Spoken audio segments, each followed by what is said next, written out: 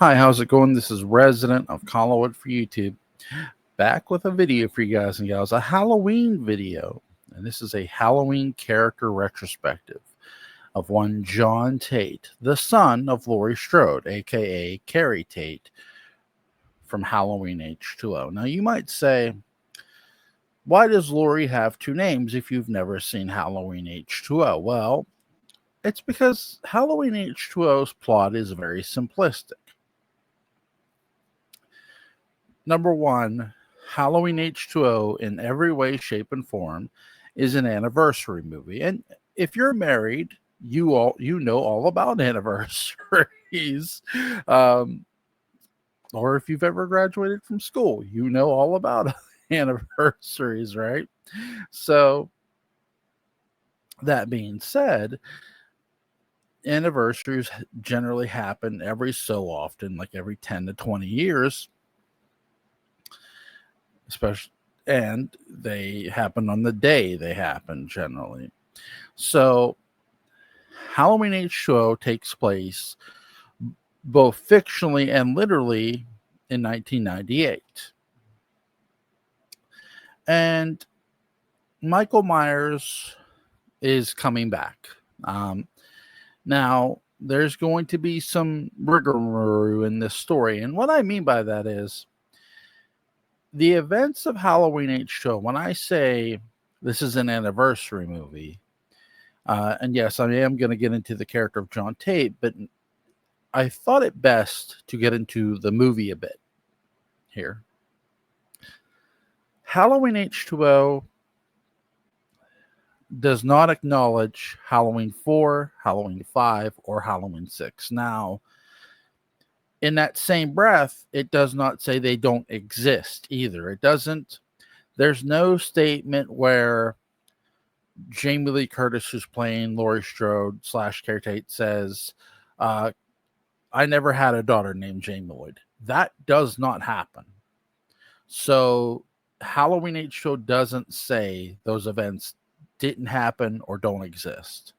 So keep that in mind. Now, what it does do is jump over those events by not mentioning them, not connecting them with this said story here. Now, does it not completely mention them?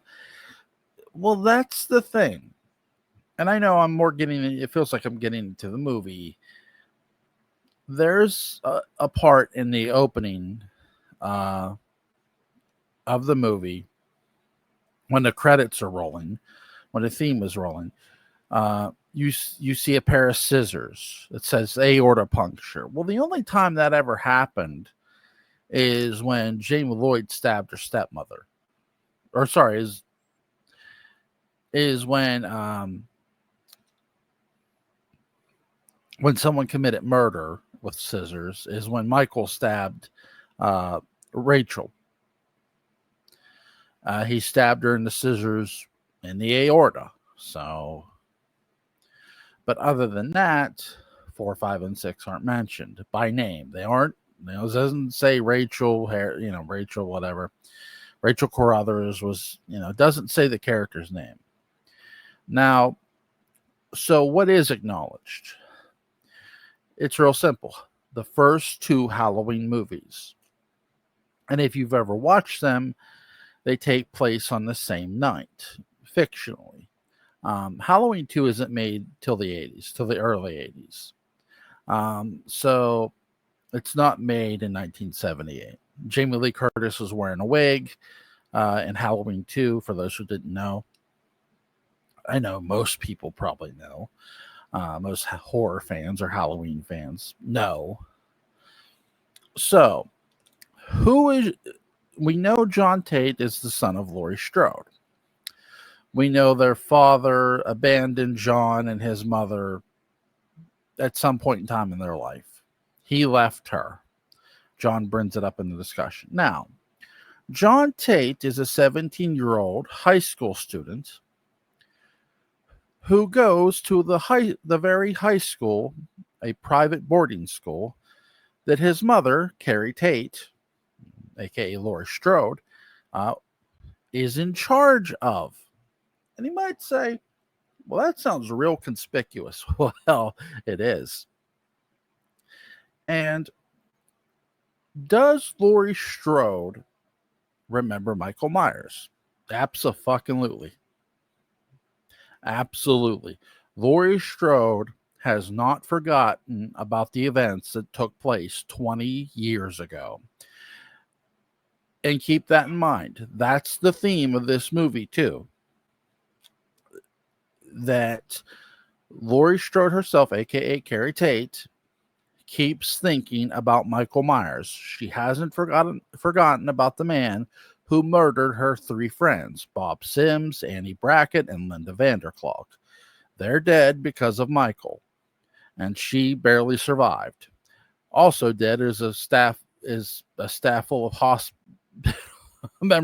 hospital staff members, et cetera, et cetera. So 16 people in all were killed on Halloween night 20 years ago. That's right, 16 people in all. Now, that being said, Laurie Strode hasn't forgotten Michael Myers. She remembers him. She knows that eventually, one day, this guy's going to show up on Halloween night and try to kill her and her son. And how long has John Tate been hearing the name Michael Myers? Well, since The Crib. And by the way, Josh Hartnett, who plays one John Tate, does a great job of selling that he's been hearing Michael Myers since The Crypts for the past 17 years. Yes, Laurie Strode has lived with this trauma in her head for 20 years, but you best be damn sure John Tate's been hearing that shit for the past 17 years. Michael Myers is coming to get me and you. He's my brother. He's a brutal killer. He won't stop. He will not stop. He can't be bargained with. He can't be reasoned with. Yes, I'm taking the line from Terminator and applying it to Michael Myers because it's damn sure true. Michael can't be bargained with. He can't be reasoned with. He comes for one purpose: to kill. He is a brutal murderer, a cunning killer, and smart as hell. Should John Tate believe that his uncle was coming to get him? Well, let's look at this. John Tate has been hearing about Michael Myers from his mother. Has he now, prior to the events of Halloween H2O, has John Tate actually seen Michael Myers? No, he hasn't. This gives a very sort of different adage. I've talked about how there's times Dark Shadows and Halloween are parallel to each other. Patrick, Gordon, Alan, shout out to those guys, that we've been talking on Dark Shadows about doubting Thomases, about seeing is believing. There's no more real experience than experiencing something for yourself or someone.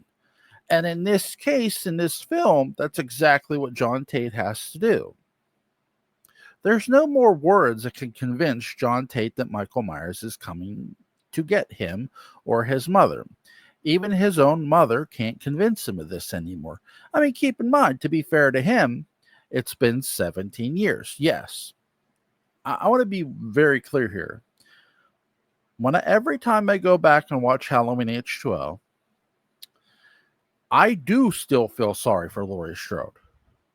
That woman has lived with hell for the past 20 years in her head, and she still does. H2O tells that story, that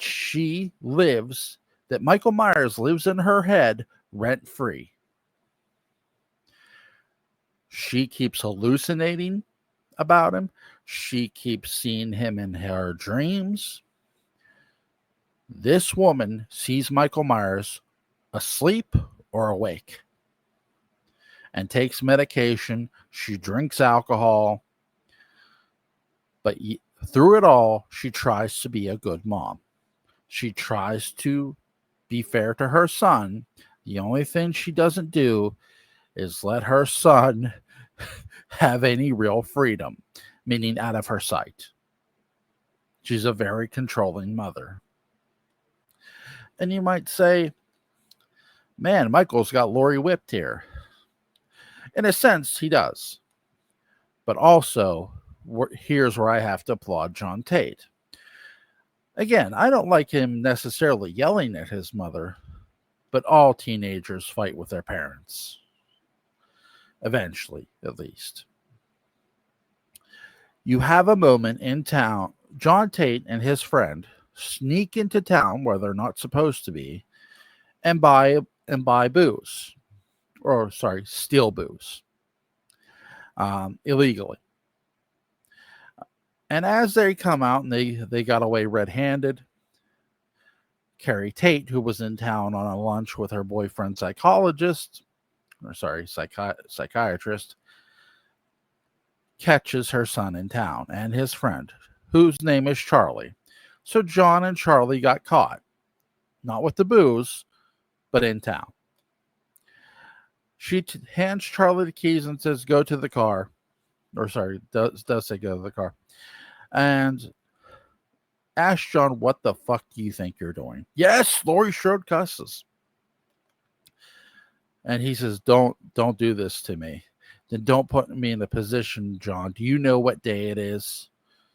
Do you, of all the shit to pull, and on this day,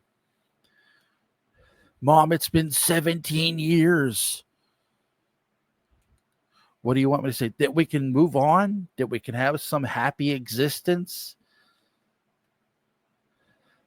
Because I'm tired of the shit in your head leaking out on me. Meaning Michael. This young man has been hearing this name. Not seeing it. Hearing it. And I think that invokes the stark difference. When we talked about when we've always talked about the Dark Shadows characters, you can hear something all you want. You can hear about the ghost, but you're not going to believe it until you see it with your own two eyes. Even the supernatural, whether it's a vampire, a phoenix, or something else. You're not going to believe it unless you see it with your own two eyes. Back to Halloween. It's the same parallel here. Michael may not be a ghost, but in every way he has haunted Laurie Strode for the past 20 years. He's also haunted John Tate from living a normal existing life, being a free-roaming, horny teenager. Though he is a horny teenager, he's 17. He's got a girlfriend named Molly, who's a smoking hot blonde, right? That being said, who happens to go to the same school he does. John Tate tells his mother, if you want to stay handcuffed to your dead brother, that's fine. Before he does say that, though, there's a better conversation. John Tate says, you said yourself you watched him burn. And she says, I didn't see his body. I didn't see his ash, Now, you can say, now, wait a second. Is Laurie Strode misremembering Halloween 2? Michael Myers did come out of the exploding room. He was on fire. His body collapsed. I think what Laurie is really meaning is she didn't see his ashes. She didn't see his whole body burn up. That probably shortly after that time, she was pulled out of the building because there were probably people coming in the building after the explosion. And one of those people was Marrington Whittington.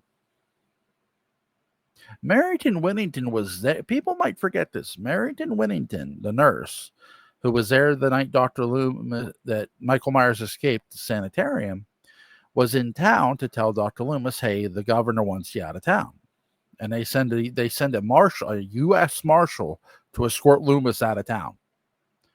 Loomis and Whittington are in the back of a marshal's car leaving town until Loomis convinces the marshal to turn the car around. You know what happens as well as I do.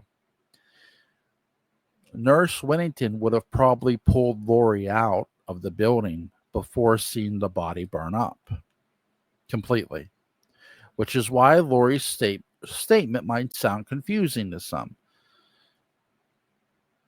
She probably did not see the whole body burn up, which is why she doubts it 20 years later. Could this man still be alive? Newsflash. They're about to find out. Both of them. John Tate is mad because his mom won't let him go to Yosemite. Because again, she believes Michael Myers is alive. Is this as simple as someone's right and someone's wrong? Yes, but in a much heavier way. It's okay for a character to be wrong. I mean this, male or female, and I've said this about Dark Shadows too. It makes the character more relatable to be wrong. If the character's wrong, you want them to experience the wrong. Another character I wish would have seen it for himself is the detective earlier in this movie who doubts Michael Myers is alive. He never gets to see Michael. Imagine if he did. Now, so John isn't going to Yosemite, or is he? After the town argument, Laurie Strode thinks, you know what? Maybe I have been too hard on my son. Maybe I do need to just let it go. It has been 20 years. So Laurie decides to cave. She gives him a permission slip to go to Yosemite. What she doesn't know is her son's girlfriend isn't going to Yosemite because, well, she doesn't have the money and her dad isn't providing the money for her. So John, his girlfriend, his friend Charlie, and his girlfriend decide to stay on campus while the rest of the school goes to Yosemite, other than a few people, meaning the 4 kids I just mentioned, John Tate, Molly, Charlie, and Charlie's girlfriend.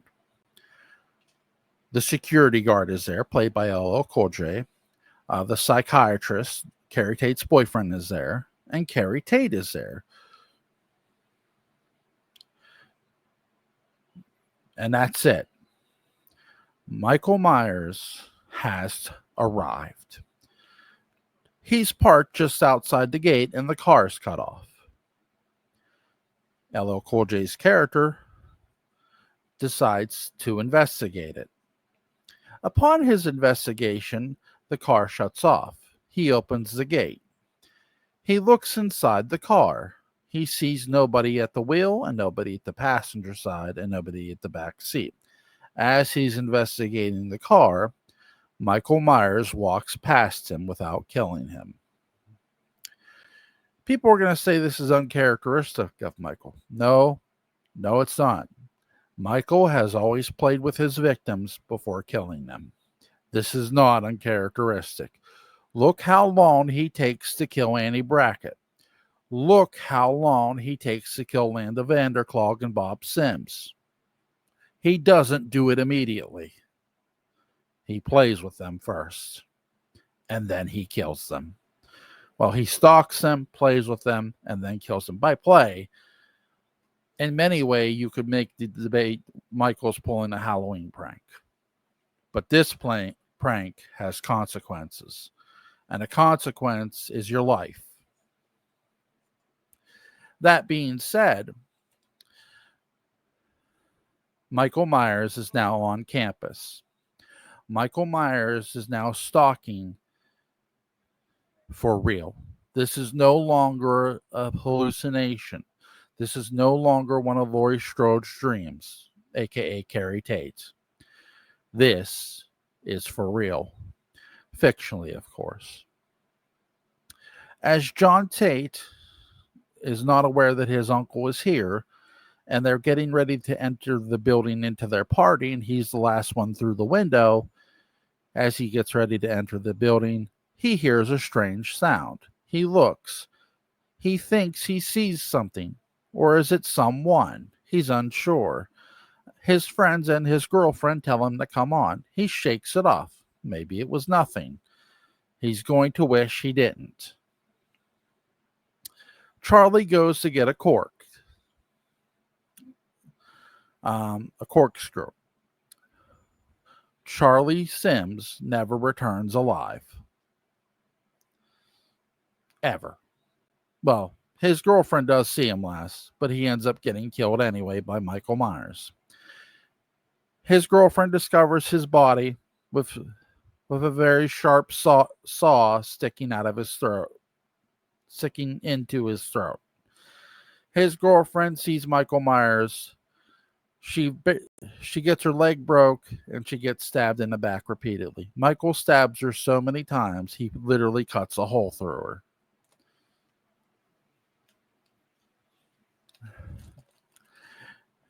There's a loud sound. This loud sound is the elevator dropping because Michael cut the rope, the little mini elevator in the kitchen. It's more used for food than people. Though it is used for people in the movie. Molly and John hear the sound. They think history has a weird way of repeating itself. That's another theme in H2O. History sort of repeats itself. Carrie Tate and her boyfriend psychiatrist Will are babysitting a handful of students. They're not doing a really good job of it because the students are old enough to look out for themselves, and they too are unaware Michael Myers has arrived. Carrie Tate has dropped her guard at the most inopportune time, or should I say Laurie Strode. It doesn't matter what her name is in this movie. She's still related to the most dangerous mass murderer in fictional history. Now, her son and his girlfriend are headed to find their friends. They come upon a blood trail.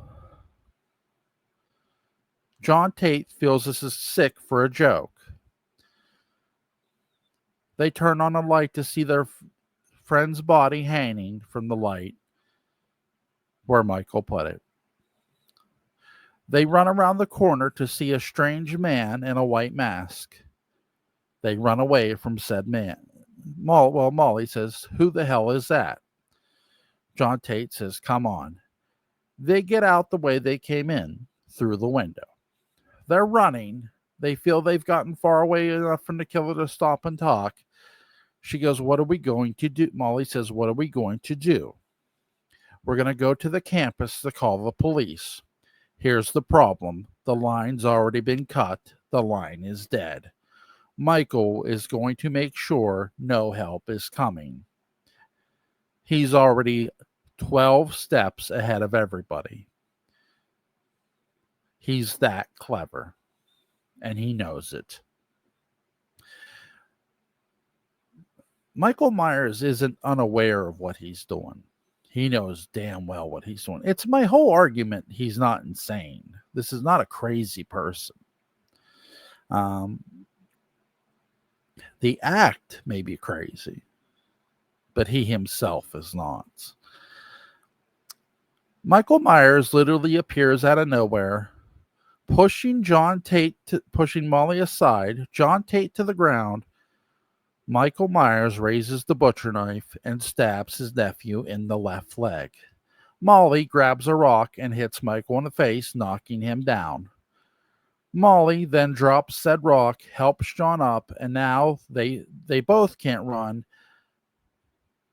John has to hobble while Molly helps him. Michael has basically made his nephew a one-legged man in an ass-kicking contest, and that's not a good thing. Not quite literally. He's not missing a leg. But running on that leg's he's going to need luck doing it. They get to a gate. Molly has the keys. Molly unlocks said gate and then closes it. She goes to lock it back, which she does, but she drops the keys. She goes to get said keys. Here comes Michael, who's still chasing them, still stalking after them. Michael grabs said keys.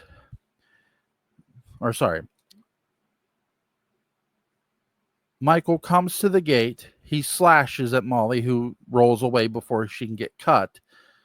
She stands up. Molly and John are leaned against the door that is locked. Michael, who sticks his arm through the gate with knife in hand and is slashing at them to cut them. It is one of the most terrifying moments of Halloween H2O because the knife is literally inches from their damn faces. Michael stops doing this and sees that there are keys on the ground. He picks up the keys. John and Molly realize one thing. Holy shit, we're in trouble. They turn, they hit every button, they pound in their buttons to call for help to open the door. And they pound on the door and they scream for help for their lives because they're going to need to scream for help for their lives. Michael Myers is searching through the many keys to unlock the metal gate to get to Molly and John. As he finds the right key and slowly unlocks the door and quickly unlocks the door as he can, here comes Carrie Tate, aka Laurie Strode. Laurie Strode survived her brother 20 years ago. She couldn't save her friends. The question is, can she now save her son? The answer is yes. She unlocks the door before Michael gets to him, pulls him in, shuts the door, and locks to see her brother through glass, face to face for the first time in 20 years. It's what everybody in the audience has been waiting for. A reunion of Laurie Strode and Michael Myers. Is Laurie going to confront her ultimate fear, being Michael? And will she survive this night? And will John Tate survive his night? His leg injured. Molly asks, who the hell is that? Carrie Tate answers, my brother. Again, this is Laurie Strode speaking more so than Carrie Tate. In every way. She's no longer really Carrie Tate. She's Laurie Strode all over again. And she knows it. This time, she intends to have survivors with her. There are already kids dead. She can't save the ones who are gone. Her and Will lock John and Molly in a closet and say, just stay here, they'll be back. Laurie Strode, who has a small six-shooter, goes through the halls with her boyfriend psychologist. They see a figure in a shadowy figure come around the corner a few feet away from them. Will grabs the gun and fires all the shots. The man flinches. Michael doesn't flinch. And he goes down. A bullet grazed the man's head. The man is the security guard played by LL Cool J. Laurie Strode, oh no, realizing they just took away one of the best helps they could have gotten. Here comes Michael through another door behind Will and stabs him right in the back, lifting him up in front of Laurie Strode, just like he lifted that nurse up in front of his sister all those years ago. Laurie Strode is in trouble. She runs, knowing she can't save Will, she runs. He drops Will because Will's dead. She opens the door and says fuck because there's nothing in the door. She opened the wrong door. Michael comes upon said one closet door and stabs through it, literally. There's nothing there. Laurie Strode, with a fire extinguisher, nails Michael over the back of the head, knocking him down. She goes to the door that her son and Molly are in. Open the door, come on. Michael sits up. Molly and Lori help John through the school, out the door, down the steps. Michael gets to the top of the staircase and stands there and watches them drive away. They're in Lori's car. Oh, sorry, I should say, forgot about this part. Lori is having trouble getting her car to move. She has to release the brake. Michael is at her driver's side door, ready to pull open a door. She releases said brake and the car pulls away. She's home free. She stops the car long enough to get out of the gate. Michael has more than watched the car move far enough away from him. After Lori does open said gate, she looks back. Does she choose to run, or does she choose to stay and fight? This is one of the most intense moments before the ultimate battle of good and evil. John Tate, who throughout this entire movie doubted his mother, that Michael Myers was ever coming back, and that Michael was even alive because he's never experienced him, is in more than enough pain to know he lost his friends, his leg is hurting and bleeding, and here's his mother, who looks at his girlfriend and says, drive down to the street and call the police. Mrs. Tate, where are you going? Just go. John Tate realizes where his mother is going. She's going back to confront the demon that is her own personal demon that is her brother, Michael Myers.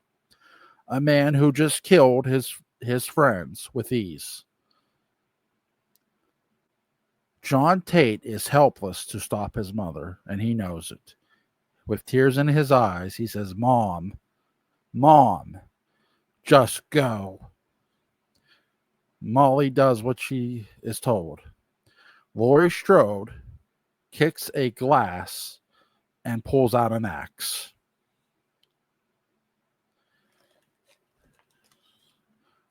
Now, and then starts screaming for Michael. The prey has now become the predator. The hunted has now become the hunter. And if you really want to watch what happens, I encourage you to go watch Halloween H2O. That's right. I'm going to leave it right there. My friends, John Tate is an interesting character.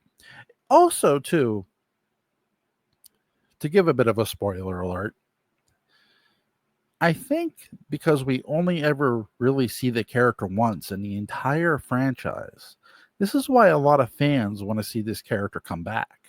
What's become of John? How does he feel after the events of Halloween H2O? We never really know. We don't get to know how John feels about this whole thing. But I hope you guys enjoy this video. You have a lovely, lovely rest of your day.